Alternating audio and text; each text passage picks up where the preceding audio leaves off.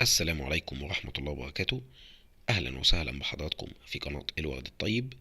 النهاردة إن شاء الله هنعرف رقم تليفون سفارة السعودية في كندا أو رقم سفارة المملكة العربية السعودية في كندا. رقم التليفون هو 00 13 237 41.